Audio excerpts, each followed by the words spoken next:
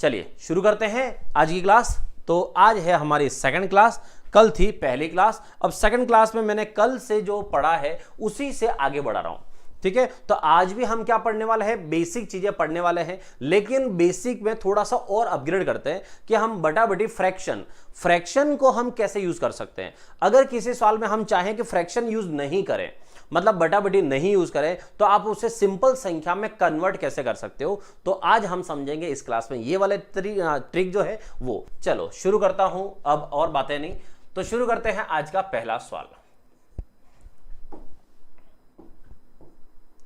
तो देखो पहला सवाल क्या है, अगर किसी संख्या का 7/8, ठीक है। अब मैं यहीं पर रुक जाता हूं। सबसे पहले हर सवाल को पढ़ो और सवाल दिमाग में बैठ जाना चाहिए, बस वो है गणित। कि हमें सवाल बैठ जाना, उस दिन आपको समझ में आ जाएगा चलो अब मुझे गणित थोड़ी थोड़ी समझ में आई है। अगर मैं कहूं कोई संख्या है, अब उस संख्या का 7/8 क्या होगा, मतलब 7/8 कितना होगा, तो पॉइंट समझना 7/8 का क्या मतलब है उसके लिए। तो 1 2 3 4 ये, फिर यहां से 5 6 7 8। अब इसका ये क्या है वो मैं बता देता हूं। ये देखो, ये एक जो सर्कल था उस सर्कल के मैंने टुकड़े कर दिए 8, और 7/8 का मतलब है कि एक टुकड़े को छोड़ दो बाकी सारे। तो एक टुकड़े को छोड़ दो बाकी सारे टुकड़े अगर ले लिए जाएं तो इसे कहते हैं 7/8। इसका मतलब ये होता है, जो कल जो बच्चे आए थे मैंने आपको बताया था, वापस बता दूं, कभी भी जो भिन्न होती है ना फ्रैक्शन, उस भिन्न में जो नीचे की संख्या होती है वो हमेशा आपको टोटल बताएगी कि आपकी जो संख्या है वो इतनी है, मतलब टोटल इतना है और आपको अभी यूज करना है इतना। मतलब हुआ कि किसी संख्या का 7/8, इसका मतलब यह है कि हम उस संख्या को 8 मान सकते हैं। लेकिन अगर उस सवाल में और कोई संख्या आ गई, जैसे देखो 81 आ गई, अगर कोई और संख्या आ गई तो हम संख्या 8 नहीं मान पाएंगे। उस समय आप क्या मान लो कि जो संख्या हमारी यहां पर है वो संख्या है 8 भाग या 8x, ऐसे, मतलब वो संख्या हमारे पास 8 हिस्सों में है, ठीक है। चीजों को समझना, वापस बोल रहा हूं मैं आपको, ये किसी संख्या का 7/8 मतलब मैंने क्या मान लिया कि वो संख्या 8 भाग है। अब ये क्या कह रहा है, तथा तो कोई संख्या है 8 भाग और मुझे यूज कितना करना है 7। इसका मतलब मेरे सवाल में जो काम आ रहा है ना, वो सवाल में 7 भाग काम आ रहा है, और मैं यहां लिख देता हूं कि मैंने संख्या को 8 भाग मान लिया है, ठीक है। आगे किसी संख्या का 7/8 और उसके 2 गुने, और उस संख्या का 2 गुना, संख्या कितनी मानी हमने 8 भाग, तो उसका 2 गुना कितना हुआ 16 भाग।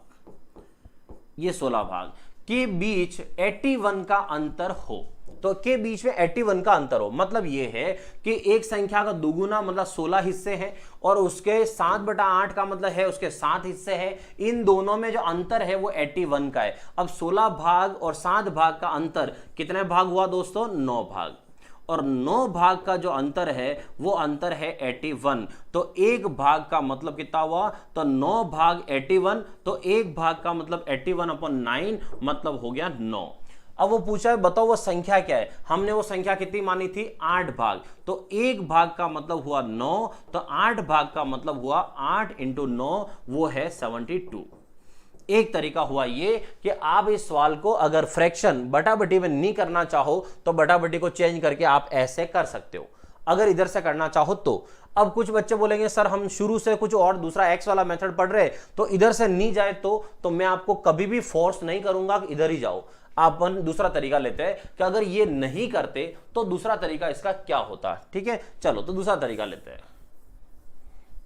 कि अगर आप इस संख्या को मान लो ये नहीं लेना चाहो तो क्या कर सकते हो। और जो बच्चे ये देख रहे हो अरे सर लिखना था आपने मिटा दिया, तो ये चीजें कभी गलतफहमी मत रखो। ये वीडियो जो है मेरा हमेशा पड़ा रहेगा, आप वापस देखना, और अभी जो मिटा दिया है बस उसको रिवर्स पीछे करके वीडियो को रोक देना, आपको लिखा हुआ सवाल वापस मिल जाएगा।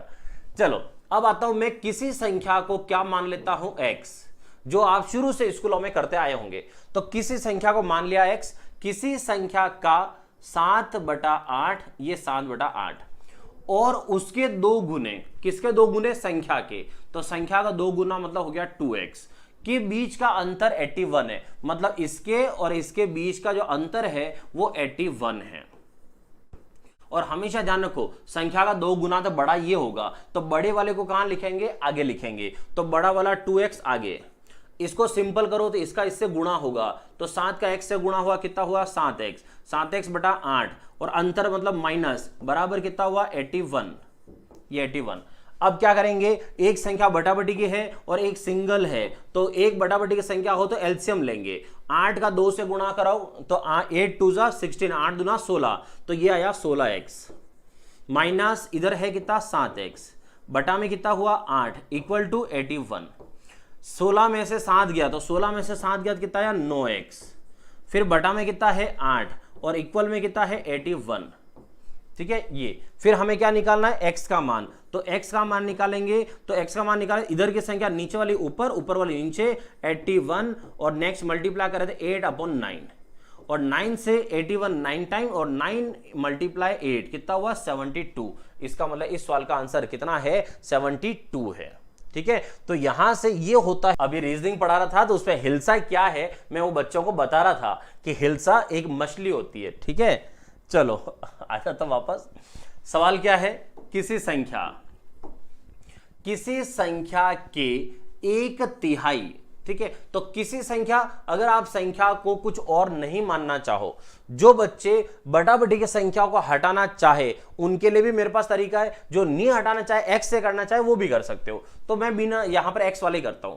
किसी संख्या मान लो x है, के की कभी भी मैथ्स में आ जाए तो इसका मतलब गुणा है। किसी संख्या के 1/3 ये 1/3 हो गया, वापस के आया मल्टीप्लाई, 3/4 ये 3/4 का 1/5 अगर 24 हो, अगर 24 हो मतलब इसके सामने अगर 24 आ जाए तो उस संख्या का 10% क्या होगा। अब इस सवाल को कैसे करना है देखो, वैसे तो मैंने कल भी बताया था, आज वापस बता रहा हूं।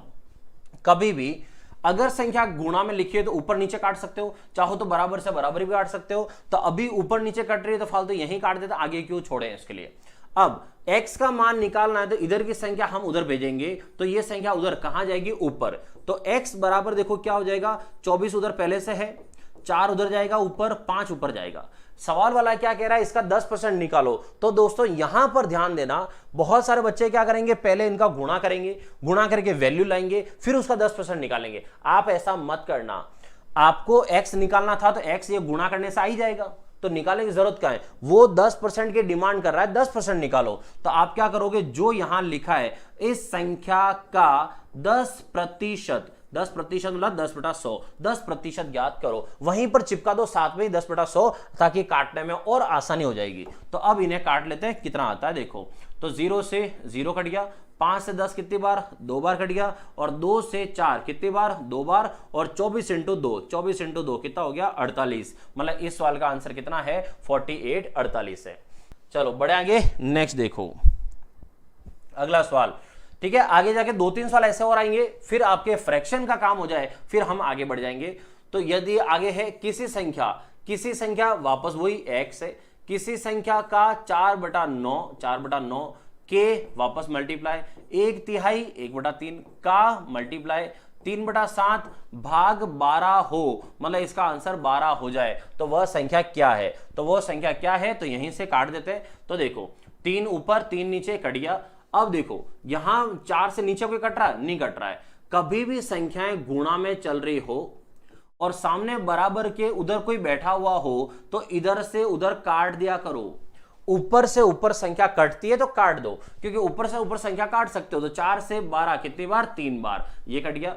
अब जो बचा हुआ है इसको उधर भेज दो, तो बचा हुआ कौन है 9 और 7, और दोनों ही कहां बचे हुए नीचे, तो नीचे वाले उधर कहां जाएंगे ऊपर। तो x बराबर कितना हो जाएगा 3 × 9 × 7, ये हो गया। ठीक है, तो 3 × 9 कितना हो गया 27, और 27 × 7, तो यहां से हो गया 7 7 49 4, तो ये हो गया 189। तो इस सवाल का आंसर कौन सा हो गया 189। डन, आगे बढ़ो। और चलो नेक्स्ट देखो, अगला सवाल है यदि किसी संख्या का 4/5 भाग, तो वापस वही सवाल, किसी संख्या x, किसी संख्या का 4/5 भाग, ये 4/5 भाग, उसके 2/3, उसके मतलब किसके, उसी संख्या, ये उस संख्या का 2/3 मतलब 2/3, ठीक है, से 16 अधिक है, मतलब ये नंबर उससे 16 अधिक है। तो आपको एक काम करता हूं मैं, बहुत सारे बच्चे जिनको x पसंद नहीं हो उन्हें मैं बता दूं, ये पहला तरीका बता रहा हूं। ठीक है। और दूसरा मैं बताता हूं बिना एक्स वाला, क्योंकि बहुत सारे ये एक्स वाले तरीके से उब भी जाते हैं कि एक्स वाला तरीका नहीं समझ आता है। मैं आपको बिना एक्स का बताऊंगा, एक बार ये देख लो ये कैसे हो रहा है। किसी संख्या का 4/5 उसके 2/3 से 16 अधिक है, मतलब इन दोनों में 16 का डिफरेंस है, ठीक है। तो सॉल्व कैसे करेंगे, इधर लिखना पड़ेगा 4x/5 माइनस इसको सॉल्व करें तो 2x/3 इक्वल टू 16, ये लिखना पड़ेगा। अब आगे यहां से एलसीएम लेंगे तो 5 और 3 का एलसीएम कितना आया 15, 5 का 15 भाग लगाओ 3 बार गया, फिर इसका वापस 4 से गुणा करो तो यहां पर 3 4 12x, देन 3 का 15 भाग लगाओ 5, 5 इंटू 2 10, 10x इक्वल टू 16, फिर 12 में से 10 गया तो 2 आया, तो 2x/15 इक्वल टू 16 ये आया। अब यहां से x का मान निकालना है, तो x का मान निकालने के लिए हम क्या करेंगे, इधर की संख्या उधर भेजेंगे। 16 पहले से उधर है, 15 ऊपर जाएगा और 2 बटा में नीचे आएगा। 2 से कितनी बार 8 बार, और 15 8 कितना हुआ 120। इस सवाल का आंसर कितना हुआ 120। अगर आप x वाले मेथड से करते हो तो इसका आंसर 120 आएगा। अब आता हूं अपने पॉइंट पे कि हम अगर ये x वाला मेथड नहीं लगाए तो इस सवाल को और कैसे कर सकते हैं, क्योंकि सवाल बड़ा नहीं है लेकिन हम जबरदस्ती x लगा रहे हैं। अब आता हूं सॉल्यूशन नंबर सेकंड। तो देखो सॉल्यूशन सेकंड, इसी सवाल को अगर बिना x के जो करना चाहे, आप थोड़ा सा ध्यान से समझना चीजों को क्या है, ताकि हम बिना x के इसको कर सकें। कभी भी किसी भी सवाल में फ्रैक्शन का नाम जहां जाए पहले वो देख लो कौन कौन नाम आया। एक तो आया 4/5, दूसरा नाम क्या आया उसके 2/3 मतलब 2/3, और कोई नाम आया नहीं आया, ठीक है। तो सवाल में जो भी फ्रैक्शन आई हो उसमें डिनोमिनेटर मतलब नीचे नीचे जो संख्या हो उसका आप क्या कर लेना, मल्टीप्लाई गुणा कर लेना। क्या कर लेना, गुणा, या तो आप एलसीएम निकाल देना या गुणा कर लेना, दोनों में से कोई भी कर लेना, ठीक है। अब देखो यहां है 5, यहां है 3, तो 5 इंटू 3 कर दो कितना 15, तो ये आपको मानना है कि हमारी संख्या ये है, ठीक है। अब आपका सवाल बटा बटी से हट जाएगा और सिंपल संख्या में आ जाएगा। तो क्या करोगे, समझ में आ गया। जो भी सवाल में फ्रैक्शन चल रही है नीचे वाली संख्या का गुणा कर लेना और मान लेना कि हमारी संख्या इस सवाल में 15 भाग है। अब देखो सवाल को शुरू करते हैं यहां से। ये बोल रहा है किसी संख्या का 4/5, किसी संख्या मतलब वही 15, ये 15, किसी संख्या का 4/5 भाग, तो 4/5 भाग का मतलब हुआ 4 इंटू 3, मतलब ये कह रहा है 12 भाग के लिए, तो ये हो गया पहला वाला 12 भाग। उसके 2/3 मतलब 2/3 का 15, तो उसी संख्या का 2/3, तो इसका मतलब हुआ 10 भाग, तो ये दूसरी बार बोल रहा है 10 भाग। तो पहले बोल रहा था 12 भाग के लिए, दूसरी बार बोल रहा है 10 भाग के लिए, और क्या बोल रहा है कि किसी संख्या का 4/5 भाग उसके 2/3 से 16 अधिक है, मतलब 12 भाग जो है वो 10 भाग से 16 अधिक है। तो इन दोनों में कितना डिफरेंस है, 2 भाग का, तो 2 भाग जो है वो किसके बराबर हुआ, 16 के बराबर। तो 1 भाग कितने के बराबर हुआ, तो 2 भाग 16 के बराबर, तो 1 भाग कितने के बराबर, 8 के बराबर। पूछा क्या है, वो संख्या बताओ, और हमने संख्या कितनी मान रखी है, 15। तो 1 भाग अगर 8 है तो 15 भाग किसके बराबर होगा, तो 15 इंटू 8 के बराबर। तो 15 इंटू 8, और 15 इंटू 8 कितना होता दोस्तों, 120। इसका मतलब इस सवाल का आंसर कितना हुआ, 120 है। तो यहां पर देखो ये 2 तरीके हैं आपके पास, आप चाहो तो x से करो और आप चाहो तो इससे करो, डिपेंड करता है आप पे। सवाल का सॉल्यूशन तो इतना ही था, ये तो आपको सिर्फ समझने के लिए है, बाकी सवाल तो इतना सही था। चलो आगे बढ़ते हैं, और आगे देखो ये 1/4 ना आधा, ये दुगुना तो आप कर लोगे। चलो हम आते हैं अब अगले सवाल पे। तो अगला सवाल देखो, इस सवाल का आंसर बताओ जल्दी से। संख्या पद्धति में 4 अंकों की कुल संख्याएं कितनी है। अच्छा, संख्या पद्धति मतलब नंबर सिस्टम, और नंबर सिस्टम का मतलब होता है आपको इसमें यूज लेनी है प्राकृत संख्या, नेचुरल नंबर। तो नेचुरल नंबर में 4 अंकों की कुल कितनी संख्या होती है। संख्या पद्धति में 4 अंकों की कुल संख्या जो है वो पहली संख्या नहीं होती है, दूसरी वाली संख्या नहीं होती है, तीसरी वाली संख्या नहीं होती है। मतलब जिनका ए, बी और सी आ रहा है, आप सबके आंसर गलत है, ठीक है। तो इसका मतलब आपने सवाल ध्यान से नहीं पढ़ा, कहीं न कहीं आपने गड़बड़ करी फिर तो समझना। देखो क्या लिखा है, 4 अंकों की चार अंकों की कुल संख्याएं कितनी होती है ये पूछा है। और अगर आपको इसके बारे में नहीं पता है तो छोटा सा देखो मैं आपको बता ही देता हूं, फिर लगे हाथ। और जहां कुछ नहीं पता हो ना तो हमेशा ध्यान रखना, पूछ लेना मुझे, ठीक है। बड़ा भाई छोटा भाई जो आप समझो, मुझे समझ के पूछ लेना कि सर बता दो, मैं आपको इसका डिटेल बता दूंगा, आगे भविष्य में कभी गलती नहीं होगी। तो देखो सबसे पहले आते हैं गिनती। प्राकृत संख्या मतलब गिनती। गिनती में एक अंक वाली कितनी संख्या होती है? तो एक अंक वाली 1 से लगाकर 9 तक होती है, 1 से लगाकर 9 तक। और 1 से लगाकर 9 तक कुल कितनी संख्या होती है? तो कुल संख्या 9 होती है, 1 से 9 तक। अब मैं आपको बोलूं कि 2 अंकों की संख्या कितनी होती है, तो दोस्तों 2 अंकों की संख्या कहां से शुरू होती है? 10 से। और 10 से लगाकर कहां तक जाती है? 99 तक। ये होती है 2 अंकों की संख्या। अब आपसे कोई पूछे कि 2 अंकों की कितनी संख्या होती है, तो हम जा रहे हैं 99 तक। लेकिन 99 में से हम 9 काउंट नहीं कर रहे हैं क्योंकि वो सिंगल सिंगल है। तो 99 में से 9 हटा दो तो रिमेनिंग कितनी बची? 90। मतलब 2 अंकों की संख्या 10 से लगाकर 99 तक 90 होती है, ठीक है। फिर है तीसरा कि 3 अंकों की संख्या कितनी होती है? तो 3 अंकों की संख्या 100 से 100 से स्टार्ट होती है और 999 तक जाती है। तो 999 तक। अब बताओ कि 3 अंकों की कुल कितनी संख्या हुई? तो 3 अंकों की संख्या कहां तक गई? 999 में से हम 99 नहीं लेंगे क्योंकि 2 अंकों की संख्या है। तो 999 में से 99 को हटा दो। तो 999 में से 99 हटाओ तो यहां पर आता है 900। अब आपको ये बार बार कभी नहीं करना पड़ेगा क्योंकि इस सवाल का आंसर डिसाइड है, मतलब पहले से फिक्स है इसका आंसर। क्या फिक्स है? देखो, जब भी कभी कोई कुल संख्या पूछे ना तो आपको मैं एक जुगाड़ बता रहा हूं। आप कुल कैसे लिखते हो? क, और ये कुल यहां पर ऐसे, ये है ना, आप जो मात्रा लगाते हो कुल वाली, इस संख्या को पकड़ के घुमा दो, ठीक है। यहां से मैं ट्राई करता हूं, घूम जाए तो ये वाला, ये जो है ना, ये देखो, इसको पकड़ के है ना घुमा देना। तो पकड़ के घुमाने का मतलब है कि वो जो है वो हो जाएगा किसके बराबर? 9 के बराबर। तो याद रखना, अगर कभी कोई कुल संख्या पूछे तो पहला 9 रहेगा और पीछे सब 0 ही आएंगे। तो 1 अंक की कुल संख्या 9, 2 अंकों की कुल संख्या पहला 9 रहेगा, 2 अंक आंसर आएंगे, पहला 9 और पीछे 0 रहेगा, ठीक है। उसके बाद है 3 अंकों की संख्या। तो 3 अंकों की संख्या में पहला 9 और पीछे 2 0 आएंगे। तो मैंने यहां कुल संख्या पूछी थी कि कुल कितनी संख्या और कितने अंकों की? 4। तो याद रखना दोस्तों कि 4 अंकों की संख्या पूछिए तो उसके अंदर अंक भी 4 होने चाहिए। पहले ही पहला अंक 9 रहेगा और बाद में पीछे तीनों के तीनों क्या हो जाएंगे? 0। इसका मतलब इसका आंसर क्या था? इनमें से कोई नहीं, क्योंकि इसका राइट आंसर जो है वो राइट आंसर है 9000। और जिन आप सबका आंसर, जिनका ये सेकंड आ रहा था 9999, आपको समझा दूं मैं, आपने क्या किया है? आपने ये जो संख्या बताई है मुझे, ये एक्चुअल में 4 अंकों की सबसे बड़ी संख्या है।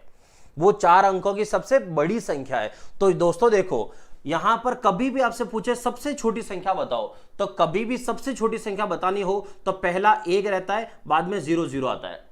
सबसे बड़ी संख्या बतानी हो तो सारे के सारे अंक 999 लिखे जाते हैं। लेकिन अगर कभी टोटल पूछा जाए, कुल संख्या बताओ, तो कुल संख्या में पहला 9 रहता है और बाद में 0 0 लिखे जाते हैं। क्लियर हो गया? अब तो याद रखोगे सब। चलो बढ़े आगे, अगला सवाल।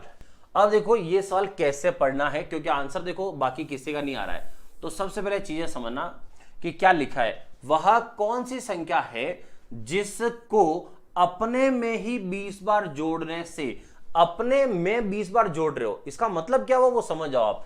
कोई संख्या है, हमें नहीं पता, ठीक है, तो इसको 20 बार आप जोड़ रहे हो। अब समझो जैसे 8 है, मान लो मैं एक एग्जांपल बताऊं आपको कि 8 8 8 8 मैं 20 बार जोड़ रहा हूं। कोई नंबर है जिसको मैं 20 बार अगर जोड़ता हूं तो मैं 20 बार नहीं जोड़कर यूं लिख सकता हूं सीधा ही 20 इंटू ये 8 इंटू 20, जो भी नंबर होगा 20 बार ही तो जोड़ना है, तो गुणा कर लो। तो इसका मतलब है पता नहीं वो कौन सा नंबर है जिसको 20 बार जोड़ना है, तो मान लो कि वो नंबर है x, तो 20 इंटू x, ये हो गया 20 बार जोड़ दिया। लेकिन उससे क्या बोला है, वह कौन सी संख्या है जिसको अपने में ही 20 बार जोड़ने पे, मतलब खुद के अंदर 20 बार जोड़ो, तो खुद के अंदर मतलब वो संख्या है x और उसको अपने अंदर 20 बार और जोड़ना है, तो खुद x पहले से है और 20 बार और जोड़ना है, तो पॉइंट समझना कि 20 बार तो आप जोड़ रहे हो और एक पहले से है, इसका मतलब हुआ कि वो टोटल जो है वो कितनी बार हो गया, 21 बार। किसी को गणित नहीं समझाई हो तो समझ लेना, एक संख्या अपने आप में x है, आप उसके अंदर अपने में ही 20 बार और जोड़ रहे हो, तो एक तो खुद वो है, 20 आप और जोड़ रहे हो, तो 20 और एक कितना हो गया, 21। इसका मतलब अब वो संख्या कितनी बार जुड़ गई है, 21 बार जुड़ गई है।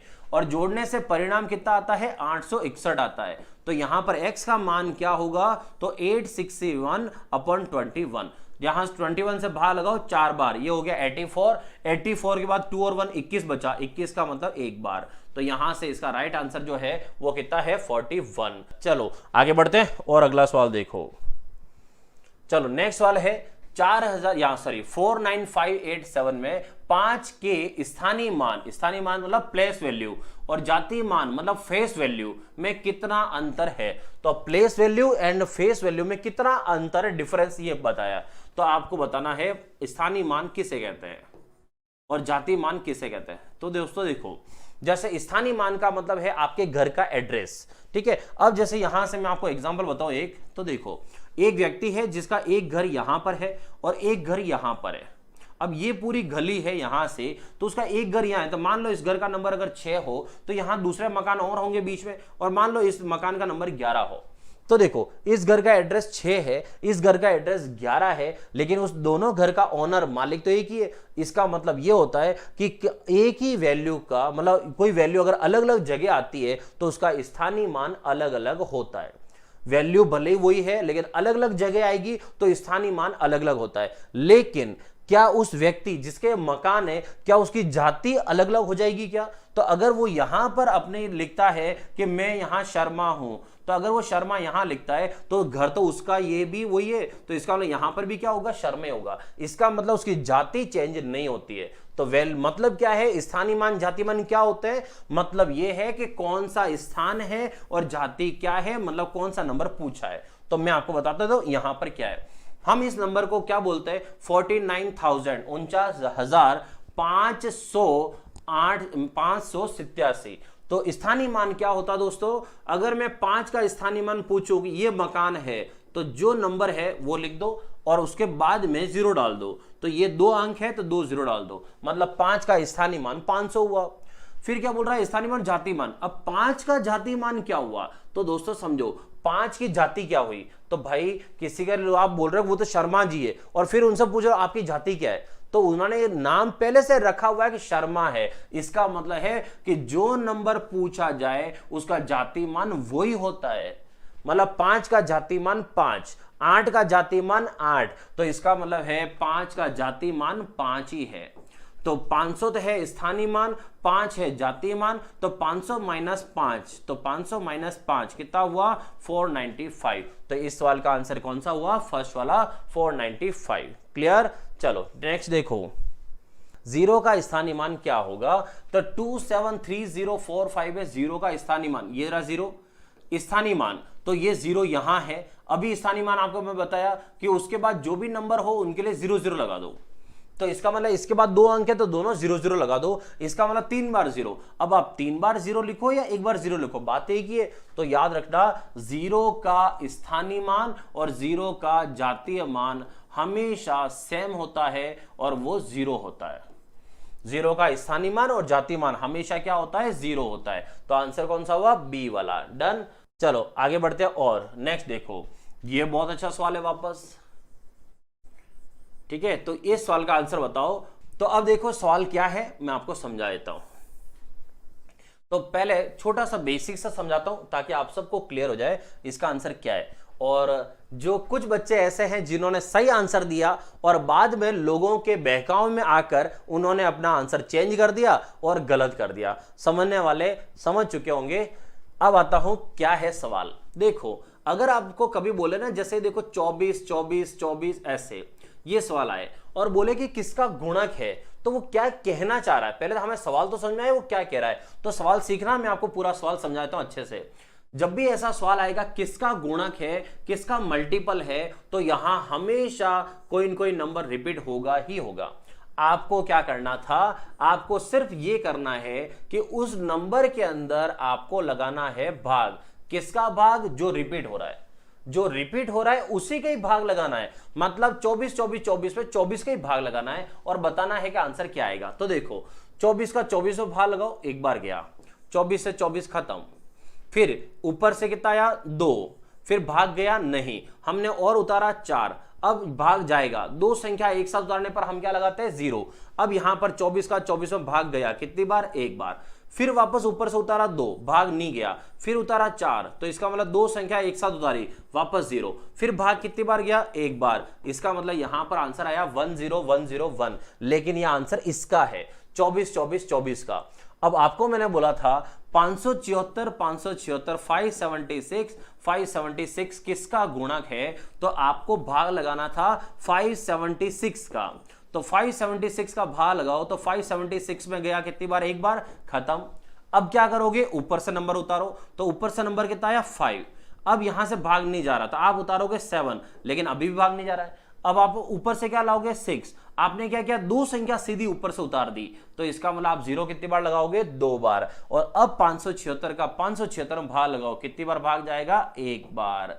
तो इस सवाल का राइट आंसर जो है वो राइट आंसर क्या है? 1001। अब आपको कभी भी ये सवाल ऐसे नहीं करना है, मतलब भाग लगा के नहीं करना है। मैं आपको इसका तोड़ बता देता हूं, जुगाड़, कि इस सवाल को अब आप डायरेक्ट कैसे करोगे। तो देखो इस सवाल को आप देखते ही आंसर बता दोगे, तो इतना भाग ना टाइम वेस्ट मत करना। तो देखो क्या करोगे, आपको क्या करना है, जब भी कोई सवाल आए तो उसमें देखना है कि जो नंबर आया है वो कितनी बार रिपीट हुआ है। क्या देखना है? कितनी बार रिपीट हुआ है। जितनी बार वो रिपीट हो आपको उतनी बार एक एक लगाना है। जितनी बार रिपीट हो उतना एक एक लगा दो। उसके बाद जो ये नंबर है इसके अंदर अंक कितने हैं, तो 576 पे अंक कितने हैं? 1 2 3। कितने अंक है? 3। तो 3 अंकों की एक संख्या है, आपको क्या करना है? उसमें से एक अंक कम कर देना। 3 अंकों की संख्या है, उससे एक अंक कम कर दो। कितने अंक हो गए? 2। जितने अंक बचे हुए उतने बीच में 0 डाल देना। जितने अंक बचे हुए, 3 थे, एक कम कर दो, कितने बचे? 2। 2 0 बीच में डाल दो, यही आपका आंसर है। तो ये किसका गुणक है? 1001 का। ठीक है, एक दो एग्जांपल और समझाता हूं ताकि आपको बिल्कुल क्लियर समझ आ जाए। 24 24 24 जैसे ये है। अब पूछा जाए आपसे, बताओ कि किसका गुणक है, तो आप क्या करोगे? देखो आप क्या करोगे, सबसे पहले देखोगे ये नंबर कितनी बार रिपीट हुआ है। तो ये नंबर कितनी बार रिपीट हुआ? 1 1 1। 3 बार रिपीट हुआ, तो आप 1 1 1 कितनी बार लिखोगे? 3 बार। उसके बाद जो ये संख्या है उस संख्या में अंक कितने हैं? 2 अंक है, उसमें से क्या करोगे? एक कम कर दो। तो 2 अंकों में से एक कम किया, कितना बचा? 1। जितना बचे अंक उतने बीच में डाल दो 0। एक अंक बचा तो एक 0 यहां पर, एक 0 यहां पर। ये हो गया इसका आंसर 10101। ठीक है, अब मैं बताता हूं जो एग्जाम में एक सवाल आया है वो ये था 6789 6789 और 6789।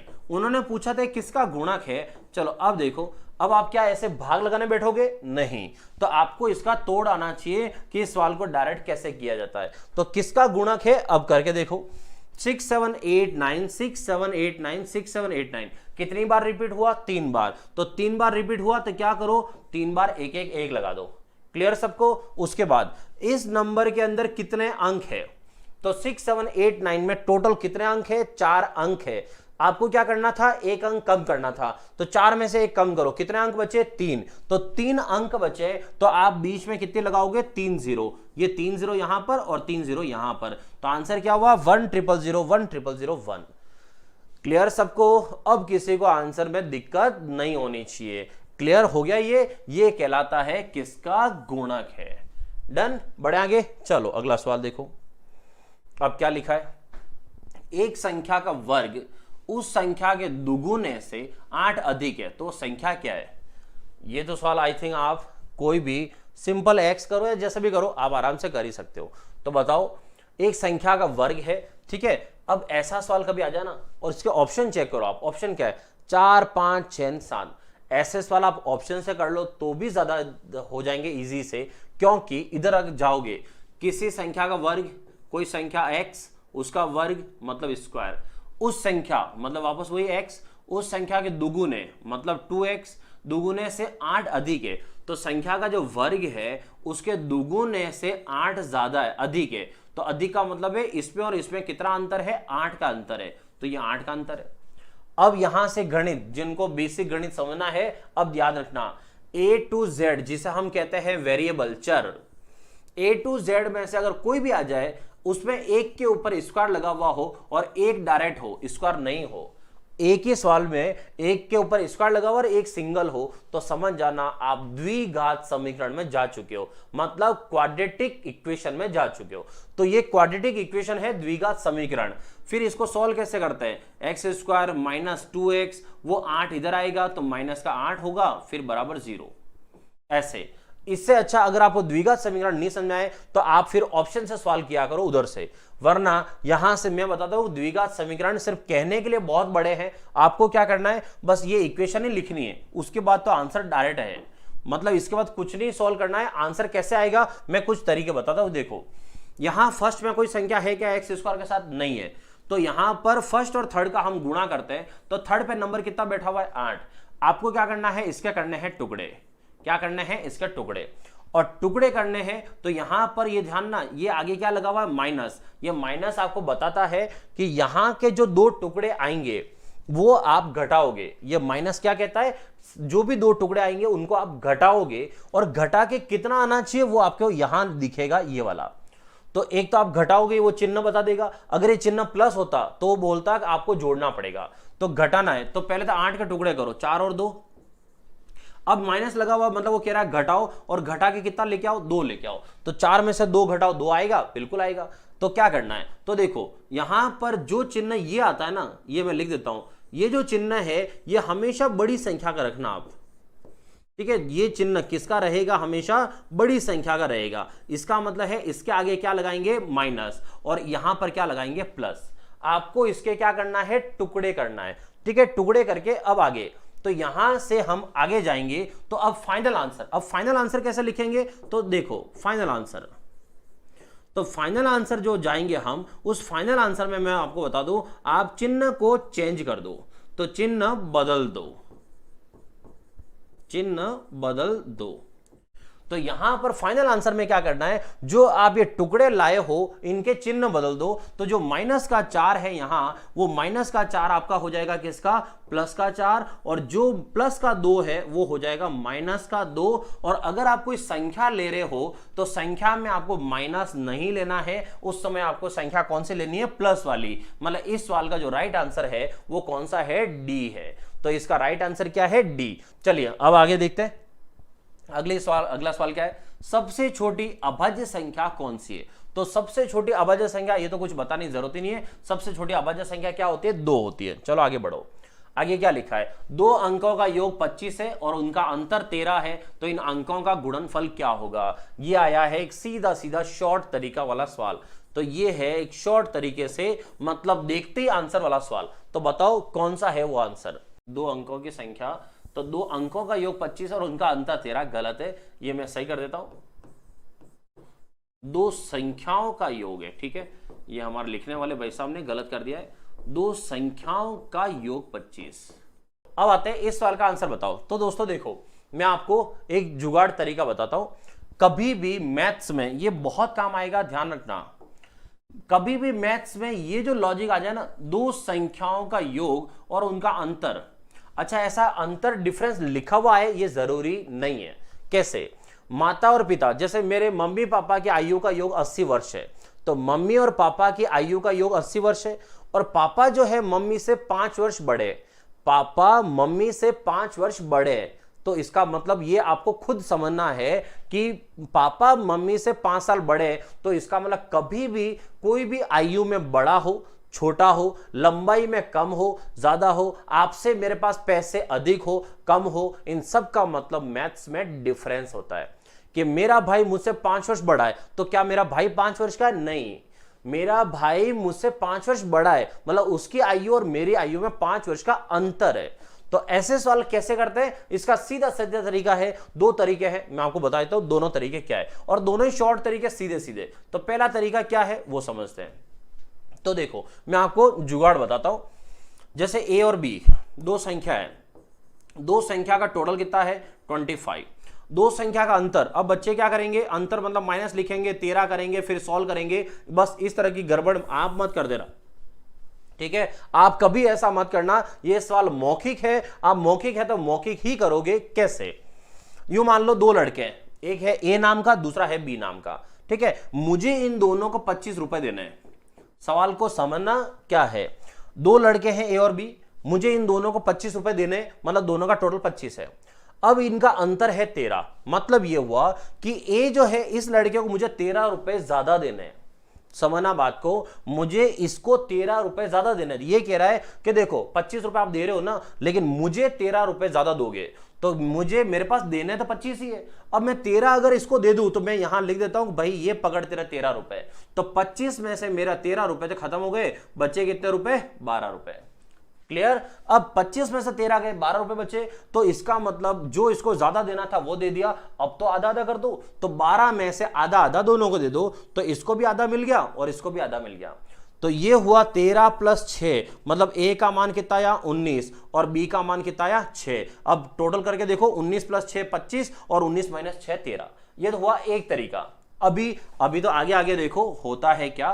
तो सेकंड तरीका देखो एक और, अगर किसी भी सवाल में दो संख्याओं का योग और उनका अंतर अगर आपको पता हो तो आप क्या कर सकते हो, आप बड़ी संख्या निकालनी हो कि यहां बड़ी संख्या कौन सी है, तो क्या करोगे, जो आपका योग है और जो आपका अंतर है, तो जो सम एंड डिफरेंस, जो योग और अंतर है उसको प्लस करो और उसका आधा कर दो।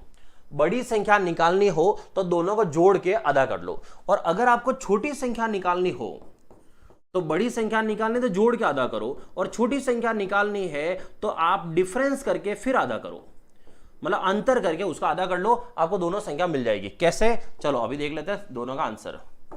अगर मुझे बड़ी संख्या पता करनी है इसमें बड़ी संख्या कौन सी है, तो मैं क्या करूंगा, इन दोनों को पहले जोड़ूंगा, तो 25 + 13 और उसका आधा करूंगा, तो 25 13 कितना हुआ 38, 38 और 38 का हाफ, 38 का आधा कितना हो गया 19। इसका मतलब बड़ी संख्या हमारी 19 है, ठीक है।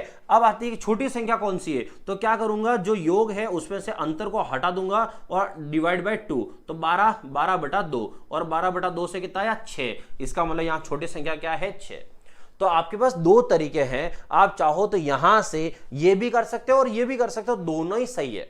अब मैं आता हूं ऐसे सवाल कहां काम आएंगे, तो मैं आपको बताता हूं ये सवाल कहां काम आएंगे, जो खास करके मैथ्स की तैयारी कर रहे हैं, जिनके सब्जेक्ट में एल्जेब्रा हो, एरिया मेंसुरेशन का टॉपिक हो, वो ये सवाल कहां कहां यूज कर सकते हैं, ध्यान रखना। फिलहाल हम आते हैं कि यहां पर अंकों का गुणनखंड, ये मैंने पहले बोला है, संख्या गलत छापी इन्होंने। इन संख्याओं का गुणनखंड क्या है, गुणनफल, तो संख्याओं का गुणनफल, तो एक संख्या क्या है दोस्तों 19 और दूसरी क्या है 6, 19 × 6 कितना होता है, तो 19 × 6, तो 19 × 6, तो ये 19 × 6 कौन सा 114, ठीक है। अब आता हूं ये कहां काम आएंगे, तो देखो अब आप सवाल का आंसर आप बताओगे अगले सवाल का।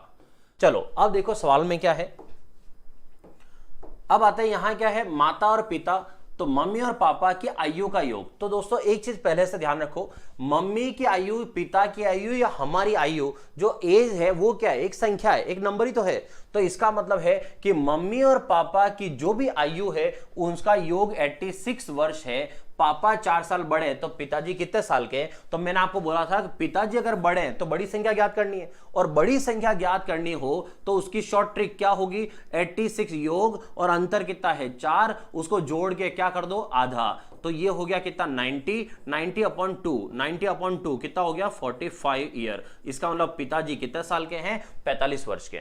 एक तरीका तो हो गया ये। उसके बाद है कि अगर ऐसा नहीं करें तो दूसरा हम क्या कर सकते हैं और समझना, तो मैं इस सवाल को और कैसे कर सकता हूं कि मम्मी और पापा, माता और पिता जो है दोनों 86 वर्ष के हैं। मैं ऐसा नहीं करके इस सवाल को आपको पैसे से समझाता हूं, क्योंकि पैसा सबको समझ में आ जाता है इसलिए। तो मम्मी और पापा दोनों की आयु जो है वो 86 है, तो मैं ये सवाल को कह रहा हूं कि मुझे मम्मी और पापा को 86 रुपए देने, 86 रुपए देने। पापा 4 साल बड़े, तो पापा मुझे क्या कह रहे हैं कि बेटा 4 रुपए मुझे ज्यादा दे देना, ठीक है। तो समझ आना, 4 रुपए मुझे ज्यादा देना, नहीं तो फिर आगे देख लेना। तो 4 रुपए पापा कह रहे हैं कि मुझे ज्यादा देना, तो हम क्या करेंगे, लो पापा 4 रुपए आप पकड़ लो। तो हमारे पास थे कितने 86 रुपए, हम 4 रुपए पापा को दे रहे हैं कि ये लो पापा आप पकड़ लो, तो अब कितने बचे 82 रुपए। हमें 86 रुपए देने तो इन्हीं को थे, दोनों के ही देने थे, 4 इन्होंने ज्यादा ले लिए, बाकी जो बचे उसका आधा आधा दोनों को दे दो। तो 82 का आधा ये आया मम्मी के पास और 82 का आधा ये आया पापा के पास। तो पापा कितने साल के हो गए 41 और 4 45 के, और मम्मी कितने साल की हो गई 41 की। आई थिंक अब सबको क्लियर हो चुका होगा। डन सबको। अब ये सवाल और कहां आता है, मैं आपको एग्जांपल बता रहा हूं, ये सारे आगे, ये तो आप बेसिक मैथ्स, आज हमारी दूसरी क्लास है, आप शुरू कर रहे हो अभी तो बेसिक, ठीक है। तो अब देखो सवाल कैसे आएगा। एक सर्कल है, वृत्त है, तो सॉरी एक दो वृत्त है, दो वृत्तों की त्रिज्याओं का योग, ये सवाल वहां जाके पढ़ोगे आप। दो वृत्तों की त्रिज्याओं का योग, त्रिज्याओं का योग, तो दो वृत्तों की त्रिज्याओं का योग, जैसे मान लो 17.5 है, 17.5 है, तथा इन दोनों त्रिज्याओं का अंतर, इन दोनों त्रिज्याओं का अंतर 3.5 है। तो बताओ बड़े वृत्त का क्षेत्रफल क्या होगा। क्या सवाल आएगा कि बड़ा जो सर्कल है उस बड़े वृत्त का क्षेत्रफल क्या होगा, ये सवाल आएंगे। और उस समय आपको ये आज जो मैंने बेसिक पढ़ाया है, ये बेसिक आपको वहां तक याद रखना है, भूल मत जाना। तो याद रखो कैसे, जब भी कभी दो संख्याओं का योग और अंतर आएगा, हमेशा आपके दिमाग में ये अभी जो बताया है वो शॉर्ट ट्रिक दिमाग में रहनी चाहिए। तो क्या पूछा है, बड़े वृत्त का क्षेत्रफल बताओ, तो बड़ी त्रिज्या निकालो पहले, क्योंकि उससे त्रिज्या ज्ञात करो। अब बड़ी त्रिज्या क्या होगी, तो अब आपको शॉर्ट ट्रिक आती होगी। तो 17.5 और 3.5 को जोड़ो, कितना हो गया 21, 21 का आधा कर दो 10.5, इसका मतलब त्रिज्या है 10.5, और त्रिज्या जिसकी 10.5 हो उसका क्षेत्रफल पाई आर स्क्वायर का मान होता है 346.5 मीटर स्क्वायर सेंटीमीटर स्क्वायर, जो भी आए वो, ठीक है। अब ये कैसे आया है, आप जब क्षेत्रफल आपको पढ़ाऊंगा ना तो आप खुद समझ जाओगे कि सर उस दिन बताया था, अब तो हमें भी डायरेक्ट आता है। ठीक है दोस्तों, चलो आगे बढ़ते हैं। अगला सवाल, क्या सवाल है, 3 द्वारा गुणित। अच्छा, 3 द्वारा गुणित का क्या मतलब है, 3 द्वारा गुणित का मतलब है 3 का उसके साथ गुणा हुआ है, मतलब 3, 6, 9, 12, 15 ऐसी। तो ऐसी कोई संख्या है, कितनी संख्या है, 3 क्रमागत संख्याओं। तो 3 द्वारा गुणित 3 क्रमागत, जैसे ये हो गई 3 या ये हो गई 3, तो ऐसी कोई 3 संख्या है, 3 क्रमागत 3 संख्याओं का योग, 3 संख्या है उनका योग है 90। तो सबसे बड़ी संख्या क्या है। वैसे तो आप इसका आंसर ऑप्शन से भी कर सकते हो, लेकिन मैं आपको तरीका बताता हूं क्या है। 3 द्वारा गुणित है, तो इसका मतलब उन संख्याओं का 3 से गुणा हुआ है, तो संख्याओं में अंतर कितना होगा, तो अंतर तो 3 ही होगा, क्योंकि 3 द्वारा गुणित है। तो 3 जो 3 का पहाड़ा है वही समझ लो, तो अंतर कितना होगा 3 का। अब दोस्तों मैं आपको एक नई चीज बताता हूं, अगर कभी भी संख्याओं के बीच में अंतर समान हो, ठीक है, बेसिक को पकड़ना हमेशा, अगर कभी संख्याओं के बीच अंतर समान हो तो उसमें हमेशा एवरेज औसत का फॉर्मूला लगेगा, और अंतर समान होने पर हमेशा बीच वाली संख्या औसत होती है। यह दिमाग में बिठाना, गणित ऐसे ही सीखने को पड़ेगी आपको। धीरे धीरे चीजों को सीखोगे तो बहुत कुछ सीखने को आएगा कि जब कभी संख्या चाहे 3 हो, 4 हो, 5 हो, कितनी भी हो, अगर अंतर समान है तो बीच वाली संख्या हमेशा औसत होगी। और औसत अगर सवाल में नहीं दिया हो तो औसत क्या होता है, आप सबको पता है कि ये सम और नंबर, टोटल नंबर, मतलब संख्याओं का योग की संख्या कितनी है और नीचे को संख्याएं है कितनी। तो इसका मतलब सवाल में क्या दिया है कि उन सभी संख्याओं का योग तो है 90, और वो संख्या कितनी है 3, इसका मतलब 3 का भाग 90 में कितना आया 30। इसका मतलब है औसत का आंसर कितना आया 30 आया। और औसत हमेशा कहां होता है, बीच में, इसका मतलब बीच वाली संख्या 30 है। तो 3 द्वारा अगर गुणित है तो 3 द्वारा गुणित है, इसका मतलब है इससे 3 कम इधर और इससे 3 कम आगे। तो इसका मतलब हुआ कि सबसे छोटी संख्या 27 है, बीच वाली 30 है और आगे 33 है। आगे आते हैं, और चलिए अब देखो क्या सवाल है। 6 लगातार आने वाली प्राकृत संख्याओं में से यदि पहली 3 संख्याओं का योगफल 27 हो तो दूसरी 3 संख्याओं का योगफल क्या होगा। तो इस सवाल का आंसर बताना है आपको। तो पहले वापस सेम चीजें समझना। 6 लगातार प्राकृत संख्या का मतलब होता है गिनती। क्या होता है, गिनती। 6 लगातार आने वाली प्राकृत संख्याओं में यदि पहली 3 योगफल 27 है तो समझना चीजों को, लगातार मतलब कंटिन्यू, प्राकृत संख्या मतलब गिनती। तो 6 लगातार अगर संख्या होगी 6 लगातार, 3 और 3 6 संख्या है, लगातार है। पहली 3 का योगफल 27 है, तो पहली 3 का योगफल 27, तो मैं एक लाइन खींच देता हूं, ये इनका योगफल 27 है। अभी अभी मैंने आपको बोला था कि अगर लगातार संख्या हुई तो लगातार संख्या होगी तो अंतर समान ही होगा, और अगर अंतर समान हुआ तो हमेशा बीच वाली संख्या औसत ही होगी।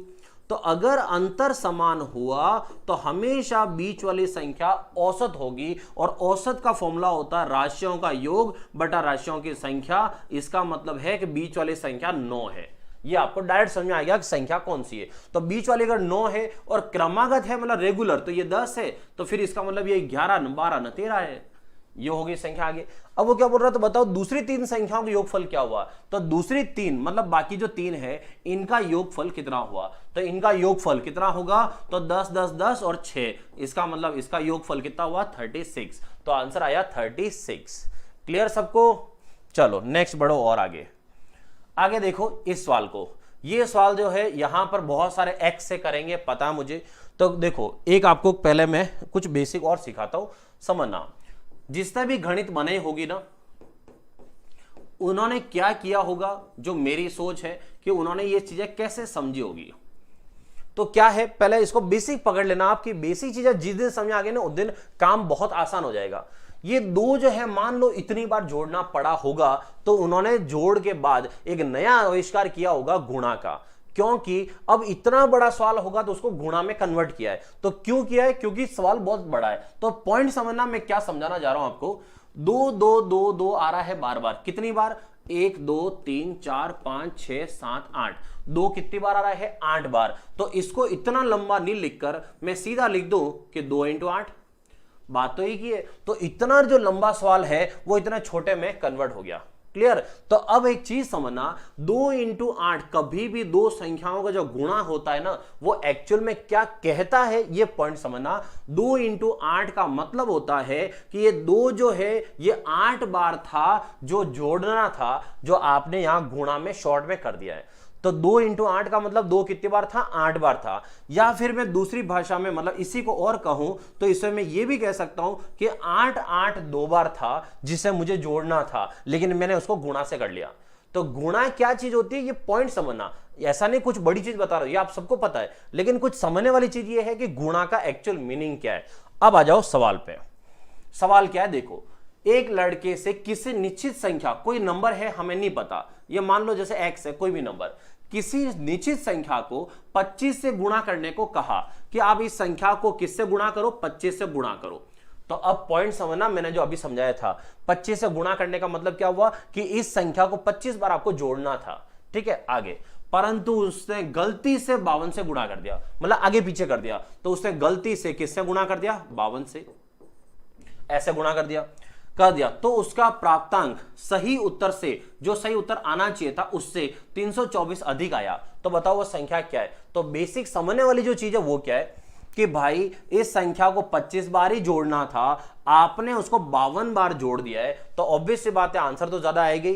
तो आप सिर्फ ये पता करो कि आपने कितना ज्यादा जोड़ा है, सिर्फ क्या पता करो, कितना एक्स्ट्रा ज्यादा कितना जोड़ दिया है। तो भाई 25 बार ही जोड़ना था, आपने उसको 52 बार जोड़ दिया है, तो इसका मतलब है आपने 27 बार ज्यादा जोड़ दिया है। तो इसका मतलब उस संख्या को आपने 27 बार ज्यादा जोड़ दिया है, इसलिए आपका ये जो आंसर आया है ये किसकी वजह से आया है, ये इसकी वजह से आया है। 324 आंसर ज्यादा आया है, तो ज्यादा किसकी वजह से, इस 27 बार ज्यादा जोड़ दिया उसकी वजह से। तो इसका मतलब ये जो 324 आंसर है वो किसी और का नहीं है, वो 27 की वजह से। तो आपकी वो संख्या क्या है, तो हमें x का मान निकालना है, तो x का मान निकालना 27 इधर नीचे आ जाएगा। अब यहां पर देखो 3 और 2 5, 5 और 4 9, मतलब ये 9 के पाड़े से आराम से संख्या कट रही है, तो 9 से काटते हैं। तो 9 3 27, 27 के बाद कितना, 9 6 54, तो यहां से 9 से कितना 3 बार, और 3 से 36 कितनी बार, 12 बार। इसका मतलब इसका आंसर कितना है, 12 है। आया समझ में। तो इसका आंसर सुचिंद्र कितना, 36, अच्छा वो तो पूरा उसकी बात थी। तो इसका आंसर जो है वो कितना आ रहा है, 12 है। वो संख्या कितनी, 12। अब आप समझो इस सवाल में सॉल्यूशन क्या था, इस पूरे सवाल में सॉल्यूशन कितना था, सिर्फ ये एक लाइन लिखी और अगले में तो हमारा आंसर आ ही गया था। इसलिए कहता हूं मैं हमेशा कि मैथ्स का बेसिक पकड़ो कि सवाल कहना क्या चाह रहा है। जैसे वो कहता है ना कि कहना क्या चाहते हो, बस वही है कि कहना क्या चाहते हो वो पकड़ना आपको और फिर सवाल करो।